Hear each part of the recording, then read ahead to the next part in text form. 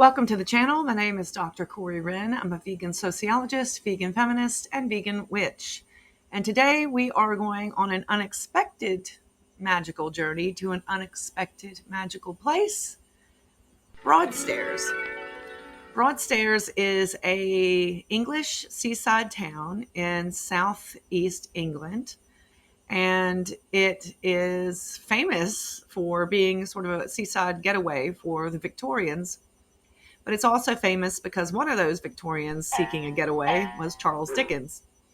Charles Dickens, I love his writing. Not so much the man. He was not very nice to women. But anyway, that's not why I'm here. I'm not here for Charles Dickens. I'm here because I finally got an appointment with the little hair house on the high street in Broadstairs, which is an all-vegan salon. And I was very, very pleased because it took almost a year to get in this place because they don't answer emails or phone calls. And I only even knew about it because my vegan friend goes there. And it's so much more convenient to get to this one than it is to the one I was going to previously in Ashford, even though the Ashford one is really great. And how lucky I am that I can choose between two vegan salons, which still actually infuriates me because there's probably 100 salons in Canterbury where I live, and yet none of them are vegan. Anyway, so I found myself in Broadstairs just for a minute because I needed to go and do a testing on my hair. And if you don't ever get your hair done, basically, I think they don't want to be liable for putting stuff on your hair and then your hair falls out or gives you some kind of allergic reaction. So I only had to pop in for them to quickly put a little bit of the hair. Well, I'm getting my hair lightened, as you can see. This is the before, by the way. And they just needed to make sure that it wasn't going to fry my scalp, I guess. I don't know. But I was only in there for a minute. And then I had like 45 minutes to kill before I had to catch the train back to Canterbury and get back to work.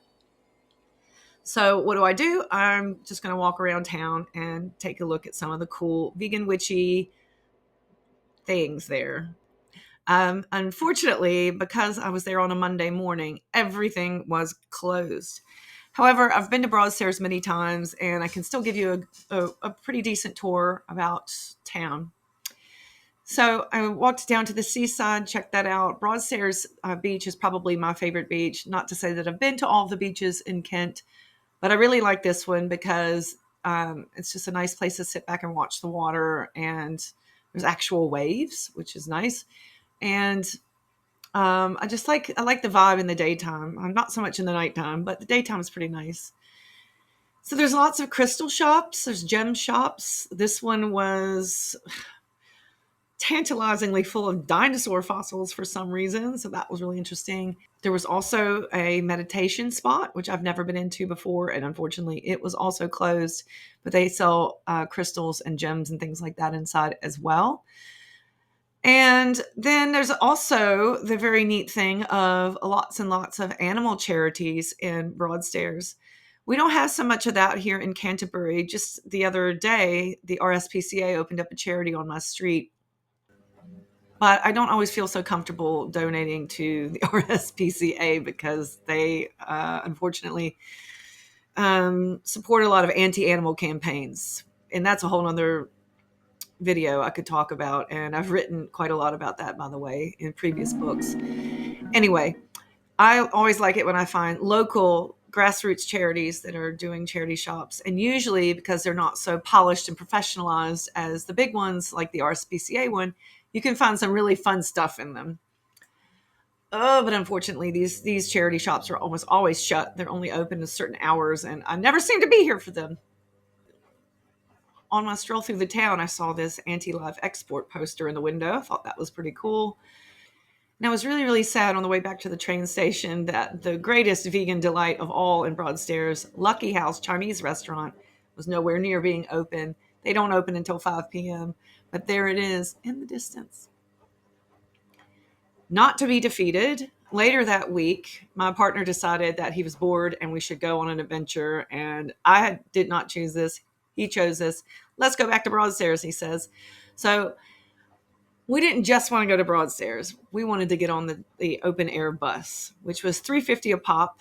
And it takes you from Broadstairs down to Ramsgate or Ramsgate back to Broadstairs. By the way, Ramsgate also has some really cool witchy vegan stuff going on, such as a fish and chips bar that does a huge vegan menu, which is super rare in this part of the country. And also, they have a witchcraft shop there as well. So maybe I'll do a video of that because Ramsgate is a sort of hidden gem as well. Also, the Vegetarian Society formed in Ramsgate in the 1800s. So, anyway, we grabbed the train again down to Broadstairs, got off at Broadstairs, and hopped on the open air bus, which is a real treat. And Mishka is deaf, and so she really enjoys these sort of extra stimulating excursions, if you will. So here she is sniffing the sea breeze and really having a great time. And we ended up at the end of the line at this grade two listed building built in the 1920s in this sort of Italian Renaissance type of style. And it used to be, there was a bandstand there, and I'm not quite sure. I did some research into it, and it's a bit fuzzy, but it was basically back from when Ramsgate was part of the great British seaside culture, which has dwindled to almost nothing in the 21st century because of low cost airfare. So everybody just goes to Spain and France and other places, and they don't fool with the British seaside so much anymore, which is a shame for climate change. But who knows? Climate change may suddenly start making England more appealing for summer vacation because it has been hot, hot, hot constantly this summer. Anyway, so it was really weird. Then my partner wanted to get on one of the paddle boats, and I said, no, it's obviously for kids. And I think I'm happier on the other side watching the other kids have fun. But I was surprised to see that they had a non-vegan menu. Not surprised to see that, but I was surprised to see that they actually could veganize some of the pizzas. They had vegan cheese. It's like, okay. And they also had quite a lovely array of beers. So we stuck around and had a round, and then we were back on the open air bus and headed back up the road to Broadstairs. And once we were there, my partner really wanted to check out the chapel. Now, I had no desire really to go to the chapel in the heat of the summer because it literally is a converted chapel. And what attracts my partner and I, being book nerds, is that it is jam-packed full of books. It's not just a pub, but it also doubles as a bookstore. And it's a very sort of loosey-goosey type bookstore where they just shove it on the shelf and you can go dig around. It's a used bookstore, I should clarify. So it is extremely hot, extremely stifling. We had another round and waited on a friend of ours to meet up, and then we headed on out the door. And before we got the train back to Canterbury, we made very sure to go to the one, the only Lucky House, which is right next to the train station. And they have a very large vegan menu. And I'm also very glad to say one thing that made me very sad when I went in there is I used to have an aquarium up front that was jam packed full of fish that were too big and overcrowded in this tiny tank. And I'm willing to bet something not good happened to them because they're not here now.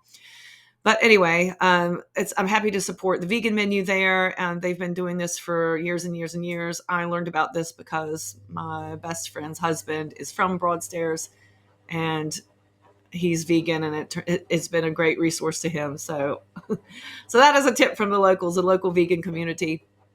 So there you go. Broadstairs is kind of a fun place if you want to check out some unexpected vegan treats, get your hair done at a vegan salon, check out some of the gem and crystal shops, go to the seaside, do the open air bus.